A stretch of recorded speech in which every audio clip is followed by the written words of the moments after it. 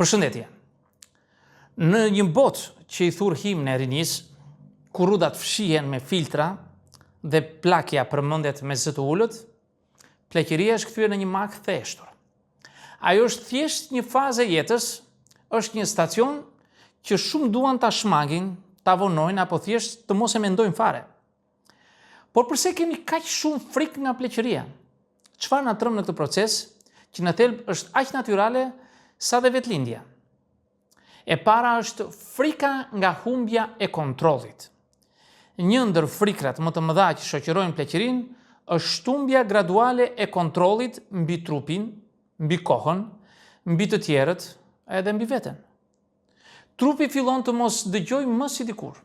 Haresat bëhen më të shpeshta, lëvizjet ngadalësohen, shoqëria fillon të trajtojë si i moshuar tashmë, një status që shpesh nënkupton pamundësi, jo përvojë.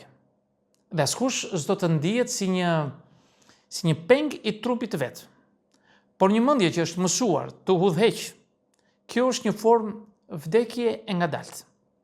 E dyta është plejada e pasigurisë emocionale.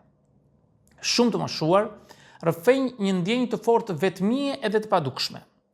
Ndërsa je i ri, je i përfshirë në aktivitete rrethuar nga miq, projekte, synime, por me kalimin e viteve, shumë prej këtyre shtresave sociale zbehen. Miqt largohen, fëmijët bëhen të zënë me jetën e tyre, dhe një ditë zgjohesh në një shtëpi që heshtja është bërë normale. Njerëzit ndalojnë së pyetri për mendimin tënd, syt nuk të kërkojnë më për vëmendje, dhe ndonë se je aty, ndihesh si të mos jesh. E treta është kriza ekzistenciale. Çfarë kam bërë me jetën time? Pleqëria është një ftesë për llogari për jetesë. Dhe për shumë kush, ky bilanc nuk del pozitiv. Shumë nisin të bëjnë pyetje si e jetova siç doja apo siç duhej? A e shpenzova kohën time me njerëzit e duhur? A lash në një njeri pa gjumë? Këto pyetje janë të thella dhe jo gjithmonë kanë përgjigje të qarta. Ato nxisin pendesa, zhgënjime, në disa raste edhe dëshpërim. Është e vështirë të pranosh që koha nuk mund të kthehet pas, sidomos nëse nuk je i pajisur me atë që ke bërë me të deri më tash. E katërta është shkëputja nga roli shoqëror. Në psikologji, identiteti ynë është i lidhur ngushtë me rolin shoqëror që luajmë. Mësues, prind, drejtues, profesionist, partner, por pleqëria në shumë kultura shënon një dalje nga skena. Pasi del në pension, nuk jem ai dikushi në sytë të tjerëve, po thjesht ishi. Ish inxhinier, ish mësues, ish aktiv. Dhe në shoqëri që lidhet vetëm me produktivitetin, të mos prodhosh më, do të thotë në një mënyrë të heshtur të mos vlesh më.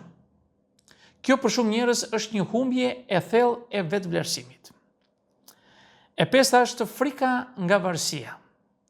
Në një epokë ku vetëmjaftueshmëria glorifikohet, ideja që një ditë do të duhet të ndihmojnë për të ngritur nga krevati, për të ecur, për të kujdesur për emrin tënd, është thjesht poshtruese. Pleqëria bart me vete rrezikun e varësisë fizike, mendore dhe emocionale. Dhe kur ke fëmijë apo të afërm që të duan, u ndihesh si një barr. Dhe njerëzit nuk duan të jenë barr. Ata duan të ndihen të nevojshëm, të vlefshëm, të pavarur.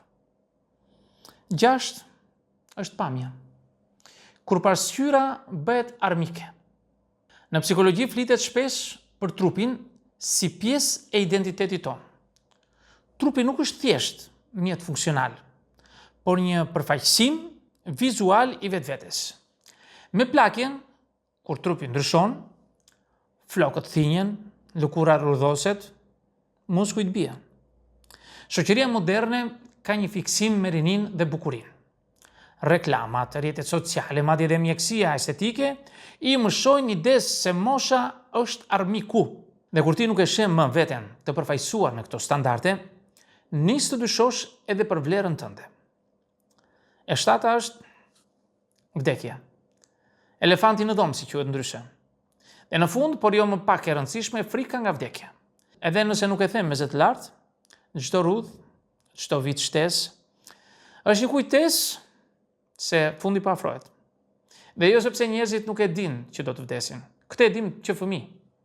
Por sepse jeta ka kaq shumë gjëra të pambaruara, kaq shumë njerëz që s'duan t'i lënë pas, kaq shumë ëndra që ende presin dhe koha nuk pret.